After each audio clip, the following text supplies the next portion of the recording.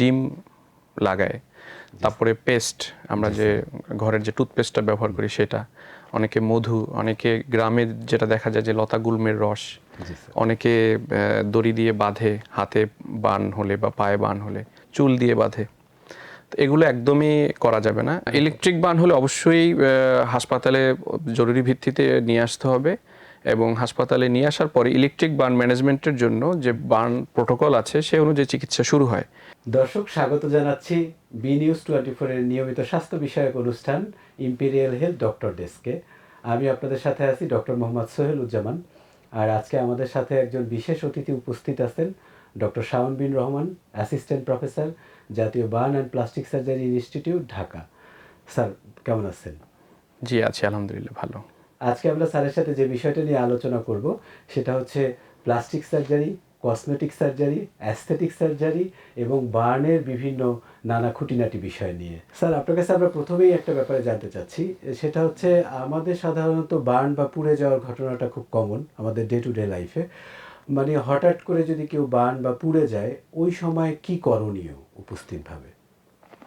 আমাদের সমাজে আসলে বার্নের পরিমাণটা আগের তুলনায় অনেক বেড়েছে, এবং বার্ন হলে ইমিডিয়েটলি যেটা করণীয় সেটা হচ্ছে যে কোনো ধরনের বার্ন যদি হয় 15 থেকে 20 মিনিট পরিষ্কার স্বচ্ছ পানি দিয়ে ধুয়ে ফেলা, এবং পানির প্রবাহটা হতে হবে রানিং, যাতে করে কুলিং হয়। যে চামড়াটা অগ্নিদগ্ধ হলো সেখানে যদি পানি দেওয়া হয় তখন হচ্ছে গিয়ে চামড়াটা ঠান্ডা হয়ে যায়। ঠান্ডা হয়ে গেলে পোড়ার যে তীব্রতা বা গভীরতা, সেইটার গভীরতাটা কমে যায়। এবং পরিষ্কার একটি কাপড়, সেটা হতে পারে ঘরের তাওয়েল, গামছা, সেগুলো দিয়ে মুড়িয়ে অতি সত্বর একজন বার্ন প্লাস্টিক সার্জনের নিকট অথবা নিকটস্থ বার্ন প্লাস্টিক সার্জারি হাসপাতালে নিয়ে যাওয়া। আমাদের তো স্যার এখানে একটা সামাজিক ডাইলেমা বা একটা সামাজিক ব্যাপার প্রচলিত আছে। কেউ কেউ স্যার ক্ষতস্থানে বরফ দিতে পছন্দ করে, হলুদ, কফি, বিভিন্ন ধরনের জিনিস ব্যবহার করে থাকে। স্যার, এইগুলোর ব্যাপারে একটু বলবেন কিনা? আপনি যেটা বলেছেন এটা সঠিক। একই সাথে আরও আমি অ্যাড করব, যেমন অনেকে ডিম লাগায়, তারপরে পেস্ট, আমরা যে ঘরের যে টুথপেস্টটা ব্যবহার করি সেটা, অনেকে মধু, অনেকে গ্রামে যেটা দেখা যায় যে লতা গুল্মের রস, অনেকে দড়ি দিয়ে বাঁধে, হাতে বান হলে বা পায়ে বান হলে, চুল দিয়ে বাঁধে। তো এগুলো একদমই করা যাবে না। কোনো ধরনের কোনো কিছু আসলে পোড়া জায়গায় লাগানো যাবে না। এটাকে একদম পরিষ্কার পানি দিয়ে ধুয়ে ফেলে পরিষ্কার কোনো কিছু দিয়ে আবৃত করে চিকিৎসকের শরণাপন্ন হতে হবে, এবং চিকিৎসক যেভাবে পরামর্শ দিবে পরবর্তী সে ওইভাবে পরামর্শটা ফলো করবে। তাহলে এই ক্ষেত্রে একটা ব্যাপার আমাদের জানার বিষয়, অনেক সময় তো আমরা বার্নের ক্ষেত্রে ঘরোয়া চিকিৎসা বা বাসায় থেকে অভ্যস্ত। আবার তাহলে কি আমাকে একটু বলবেন কোন কোন ক্ষেত্রে বা কোন কোন বার্ন, বিভিন্ন ধরনের বার্ন তো হয়ে থাকে, কোন কোন বার্ন বা কোন কোন সিচুয়েশনে রোগীকে হসপিটালাইজেশনের প্রয়োজন হয়, মানে হাসপাতালে ভর্তি হতে হয়? আমাদের হাউসহোল্ড বার্ন মূলত স্ক্যাল্ড বেশি হয়। স্ক্যাল্ড বলতে একটু বুঝিয়ে বলেন আমাদের। স্ক্যাল্ড হচ্ছে উত্তপ্ত তরল দ্বারা যে বার্নটি হয়। উত্তপ্ত তরল কি? যেটা হতে পারে ঘরে গরম পানি করা হয়, গরম দুধ, চা, কফি, এগুলো দিয়ে বার্ন হয়। ইভেন গরম ভাতের যে মাঠটা হয় সেটা দিয়ে, তরকারি দিয়ে, ডাল দিয়ে। তো এটাকে আমরা স্ক্যাল্ড বলি, এবং এটা হাউসহোল্ড বেশি হয়। তো এরকম বার্ন হলে অনেকের ক্ষেত্রেই যেটা হয় যে ছোট করে ফোস্কা পড়ে অথবা লাল হয়ে যায়, মানে আমরা যেটাকে বলি সুপারফিশিয়াল বার্ন অথবা এপিডার্মাল বার্ন। তো সেক্ষেত্রে আসলে পরিষ্কার করে রেখে দেওয়া, এবং আমরা বিভিন্ন রকম অয়েনমেন্ট ব্যবহার করে থাকি, সেগুলো লাগিয়ে চাইলে উনি ঘরেই চিকিৎসাটা নিতে পারবেন। কিন্তু যদি ফোস্কাটা বড় হয়ে যায়, তার যে অঙ্গে পুড়ে যাবে। স্যার, তাহলে এই প্রসঙ্গে একটা প্রশ্ন, বার্নের কারণে যে ফোস্কা পড়ে যায়, ওটার মধ্যে যে পানি জমে যায়, এই ফোস্কাটা সম্পর্কে আপনি কি বলবেন? অনেকে গলিয়ে দেয়, গলিয়ে বিভিন্ন জিনিস ইউজ করে, এটা কি গলানো উচিত না বা এই ফোস্কার চিকিৎসাটা আসলে কি? যদি ফোস্কা হয়ে যায় সেক্ষেত্রে হচ্ছে গিয়ে, যদি সেটা ছোট থাকে তাহলে ওইটা আবার কিছু সময়ের বাদে টেনে যায়। হাতটা উঁচু রাখতে হবে, বা যে অঙ্গটায় বার্ন হবে সেই অঙ্গটা উঁচু রাখতে হবে, তাহলে পানিটা চলে যাবে। কিন্তু যদি ক্রমান্বয়ে যদি ফোস্কাটা বড় হতে থাকে, তখন হচ্ছে কি আসলে ফোস্কাটা আমরা যেটা বলি, যেটা করি, যে নিডেল দিয়ে, এটা ঘরে বসেই সম্ভব, প্রিক করে জাস্ট পানিটা বের করে ফেলা। পানিটা বের করে ফেললে যে চামড়াটা থাকে উপরে, ওটা কুঁচকে যায়, কুঁচকে ওখানেই বসে যায়। বসে গেলে পরবর্তীতে এটা নিজে থেকে ভিতর থেকে নতুন চামড়া গজিয়ে এসে উপরের যে চামড়াটা থাকে ওইটা আসলে খসে পড়ে যায়। এবং অনেকে যেটা করে যে ফোসকাটা ভেঙে ফেলে চামড়াটা তুলে ফেলে। তুলে ফেললে যেটা হয় যে চামড়ার তো যে দুইটা লেয়ার, পরের লেয়ারটা বের হয়ে যায়, এক্সপোজ হয়ে যায়। এবং সেটা অনেক ক্ষেত্রে দেখা যায় ছোট সামান্য বার্ন কিন্তু এক্সপোজ থাকার কারণে ইনফেকশন হতে পারে। তার মানে এই চামড়াটা উঠে ফেলানো উচিত না। ও ভেরি গুড অ্যাডভাইস স্যার। আপনি কি আমাদের আসলে এই যে তো স্কেল নিয়ে বললেন, স্কেল একটা জিনিস, আমাদের তো নানা ধরনের বার্নের মধ্যে একটা খুব গুরুত্বপূর্ণ হলো ইলেকট্রিক শক বা কারেন্টে ধরা জনিত বার্ন বা পুড়ে যাওয়া। স্যার এই ক্ষেত্রে আপনার নির্দেশনা বা পরামর্শ কি আমাদের সাধারণ মানুষের জন্য? এখন যে সময়টা যাচ্ছে, যেমন জুলাই, অগাস্ট, সেপ্টেম্বর অথবা জুন মাসেও ছিল, বর্ষার যে সময়টা, এই সময় কিন্তু ইলেকট্রিক বার্ন বেশি হয়।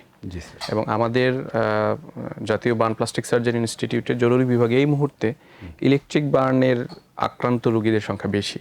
তো এইটা মূলত যারা বৈদ্যুতিক কর্মী যারা, তারা আক্রান্ত হচ্ছেন এবং হচ্ছে শিশুরা আক্রান্ত হয়। কীরকম? যেমন অনেক শিশুরা দেখা যায় যে পাখির বাসা, তারপরে এখন যেমন আম গাছে আম পারার জন্য, প্লাস হচ্ছে গিয়ে অনেকে খেলনা, কাপড় চোপড় আটকে যায় বৈদ্যুতিক তারে, অনেকে বারান্দা থেকে গ্রিল দিয়ে লোহার কোনো কিছু দিয়ে ওইটা টেনে আনতে চায়, তখন কিন্তু সে বিদ্যুৎ স্পৃষ্ট হয়।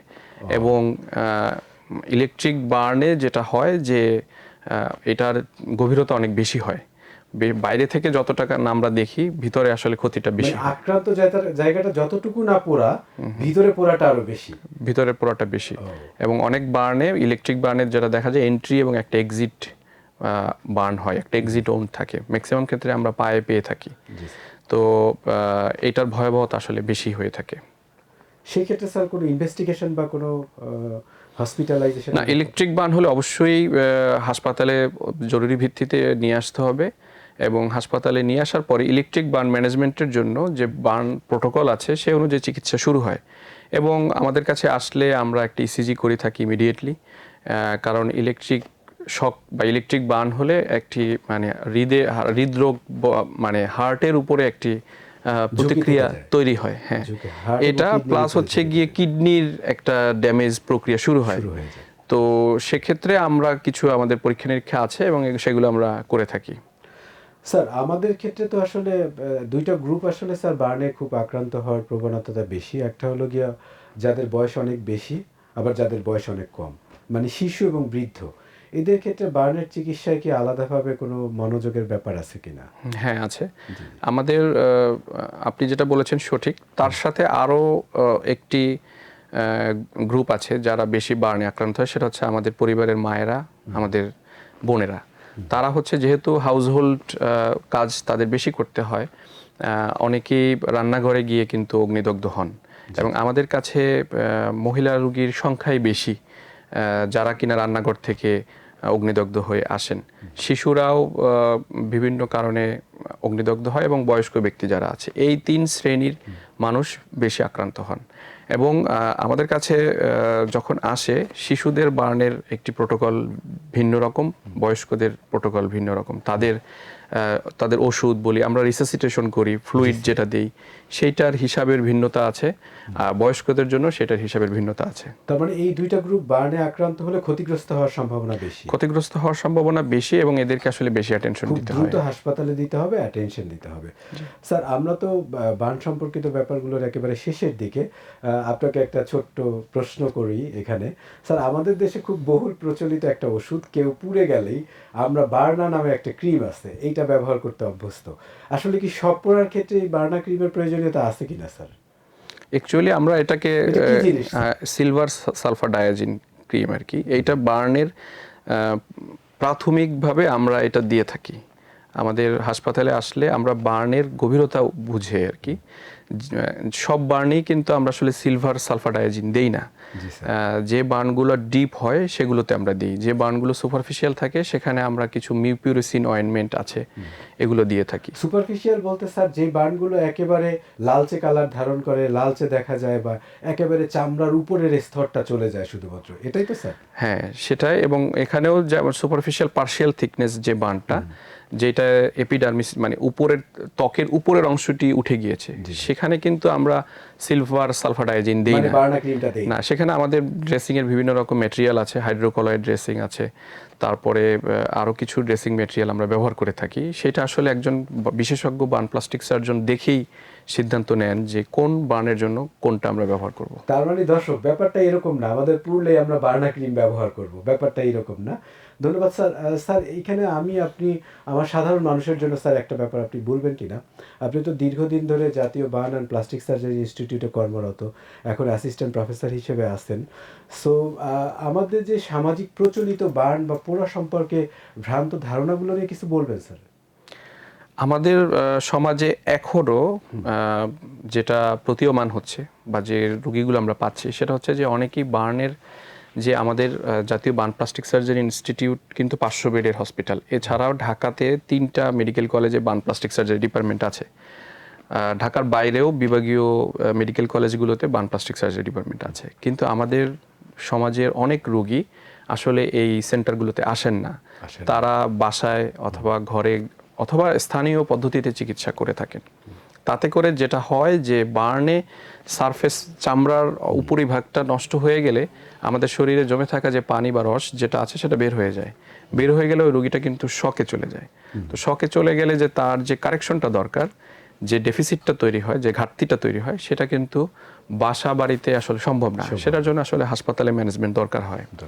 এবং অনেকে যেটা করে যে অল্প বার্ন, যেটাই ধরেন আমাদের ফ্লুইড বা রিসিসিটেশন দিতে হবে না, সেই বার্নগুলোও আপনি কিছুক্ষণ আগে যেটা বললেন যে বিভিন্ন কিছু লাগায়, সেইটা লাগায় হয়তোবা সময়ের সাথে সাথে শুকিয়েও যায়, কিন্তু পরে কিন্তু কিছু জটিলতা তৈরি হয়। এবং এরকম জটিলতা নিয়ে স্যার এই প্রসঙ্গে যে ডিমের ব্যাপারটা বললেন, যে ডিম অনেকে ব্যবহার করে থাকে, এটা তো করা অনুচিত, তাই না, না? এটা করা যাবে না। ডিম, পেস্ট বা অন্যান্য যে সমস্ত জিনিস প্রচলিত আছে কোনো কিছুই আসলে লাগানো যাবে না। এবং পরবর্তীতে যেটা হয় যে জটিলতা হয় যে হাতের বিভিন্ন অংশ যদি বার্ন হয়, জয়েন্ট বা আঙ্গুল, এগুলো যদি প্রপার সঠিক সময় সঠিক সিদ্ধান্ত না নিয়ে সঠিক চিকিৎসা যদি না হয়, তখন কিন্তু এগুলো কুঁচকে যায়, বেঁকে যায় এবং আলটিমেটলি একটি সক্ষম হাত অক্ষম হয়ে যায়। তো এরকম রোগী কিন্তু কর্মক্ষম লোক একটা কর্মহীন হয়ে পড়বে একেবারে। এবং পরবর্তীতে কিন্তু আমাদের এগুলো রিকনস্ট্রাকটিভ সার্জারি করতে হয়, এটাও প্লাস্টিক সার্জারির অংশ। স্যার আমরা ওইটাতে যাব, আপনাদের রিকনস্ট্রাকটিভ সার্জারিতে যাব। স্যার ছোট্ট একটা প্রশ্ন, বার্ন উইথ প্রেগন্যান্ট লেডি, মানে গর্ভকালীন অবস্থায় বার্ন নিয়ে একটু বলবেন। গর্ভকালীন অবস্থায় বার্নেরও একটি আমাদের আলাদা প্রোটোকল আছে। আমরা সেই অনুযায়ী যদি কোনো গর্ভবতী মা বার্ন আক্রান্ত হন, তখন আমরা তাকে সেই অনুযায়ী চিকিৎসা নিই। এবং একই সাথে গর্ভের শিশুর যত্নের নেওয়ার জন্য আমরা গাইনি বিশেষজ্ঞ যারা আছেন তাদের পরামর্শ নেই। এবং আমাদের জাতীয় বার্ন প্লাস্টিক সার্জারি ইনস্টিটিউটে এই সেবাটি বিদ্যমান আছে। তারা একইভাবে গাইনির গর্ভের শিশুর যে চিকিৎসাটা দরকার বা মায়ের যে চিকিৎসা দরকার সেটা চলমান রাখেন। পাশাপাশি আমরা বার্নের তার যে চিকিৎসাটা দরকার সেটাও কন্টিনিউ করি। শিশুটা কতখানি ঝুঁকিপূর্ণ স্যার? এটা যদি বার্নের পরিমাণ বেশি হয়, মেজর বার্ন যদি হয়, মেজর বার্নটা কত পার্সেন্ট? 30% উপরে যদি চলে যায়, 25 থেকে শরীরের চামড়া 30% উপরে যদি চলে যায়, সেটাকে আমরা মেজর বার্ন বলবো। এবং অনেক সময় দেখা যায় যে গর্ভের শিশুরও যদি বয়সটা বেশি হয়ে যায়, 6 মাস 7 মাসের বেশি হয়ে যায়, 8 মাস, কারো কারো ক্ষেত্রে আমরা 9 মাসও পাই একদম টার্ম শেষের দিকে এসে, তখন কিন্তু আসলে গর্ভের শিশু ঝুঁকিতে পড়ে যায়। আমাদের বার্ন সম্পর্কে আমরা প্রায় অনুষ্ঠানের শেষ পর্যায়ে, এই সময় আমরা বার্নের একটা ব্যাপার আপনার কাছে জানতে চাই। আপনি যেহেতু বার্ন বিভিন্ন পলিসি মেকিং বা বার্নের সংশ্লিষ্টতা আপনার অনেক বেশি, অনেক দিন ধরেই কাজ করতেছেন, স্যার আপনি কি আমাদেরকে বলবেন বাংলাদেশে বার্নের চিকিৎসায় প্রধান ঝুঁকি বা সমস্যাগুলো আসলে কীরকম?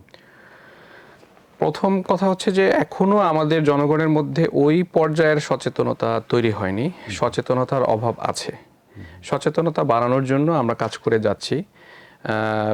সরকারের পক্ষ থেকেও আন্তরিকতা আছে, আমাদের প্রিন্ট ইলেকট্রনিক্স মিডিয়াতেও বিভিন্ন সময় বিভিন্ন সচেতনতামূলক প্রোগ্রাম প্রচার করা হয়।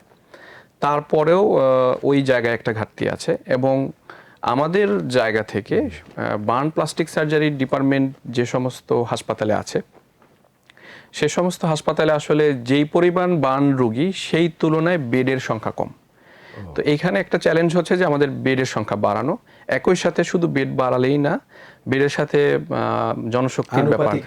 জনশক্তির একটা ব্যাপার আছে। মানে ওখানে দক্ষ নার্স, দক্ষ চিকিৎসক এবং লজিস্টিক সাপোর্ট লাগে, কারণ বার্নের ড্রেসিং, বার্নের চিকিৎসা কিন্তু একটু আলাদা। অন্যান্য চিকিৎসার থেকে একটু ডিফারেন্ট, এবং এখানে ড্রেসিং ম্যাটেরিয়াল থেকে শুরু করে সব কিছুই আলাদা এবং বেশি দরকার হয়। সেই সাপোর্টগুলো সরকার দিয়ে যাচ্ছে, কিন্তু আরও দরকার। এবং আমাদের জাতীয় বার্ন প্লাস্টিক সার্জারি ইনস্টিটিউটে আপনি জানেন যে 500 বেডের হাসপাতাল, কিন্তু প্রতিদিন আমরা বহির্বিভাগে প্রায় 350 থেকে 400 রুগীকে সেবা দিই। আমার জরুরি বিভাগে প্রতিদিন 50 থেকে 60 জন রুগী আসে যারা জরুরি মাত্র বার্ন হয়েছে এরকম। তো সেই তুলনায় আমি মনে করি যে আমাদের 500 বেডও অপ্রতুল। এটা একটা আমাদের জন্য চ্যালেঞ্জ। এবং একই সাথে ঢাকার বাইরে যে সমস্ত মেডিকেল কলেজগুলো আছে সেগুলোতেও বার্ন প্লাস্টিক সার্জারি বিশেষজ্ঞ যারা আছে তাদের পদায়ন করা এবং তাদেরকে প্রশিক্ষণের ব্যবস্থা করা, লজিস্টিক সাপোর্ট দেওয়া, বেড বাড়ানো, এগুলো আসলে এই মুহূর্তে আমাদের জন্য চ্যালেঞ্জিং, এবং এগুলো আশা করছি ঠিক হয়ে যাবে। ঠিক হয়ে গেলে বার্ন চিকিৎসায় আরও বৈপ্লবিক পরিবর্তন আসবে। আমরা আজকে বার্ন এবং বার্নের ম্যানেজমেন্ট এবং চ্যালেঞ্জ সম্পর্কে আমরা নানাবিধ আলোচনা শুনলাম আমাদের শ্রদ্ধেয় ডক্টর শাওন বিন রহমান, অ্যাসিস্ট্যান্ট প্রফেসর, জাতীয় burn and plastic surgery institute, স্যারের কাছ থেকে। ধন্যবাদ। আমাদের সাথেই থাকবেন। পরবর্তী কোনো অনুষ্ঠানে আবার নতুন কোনো অতিথিকে নিয়ে আমরা আবার হাজির হব।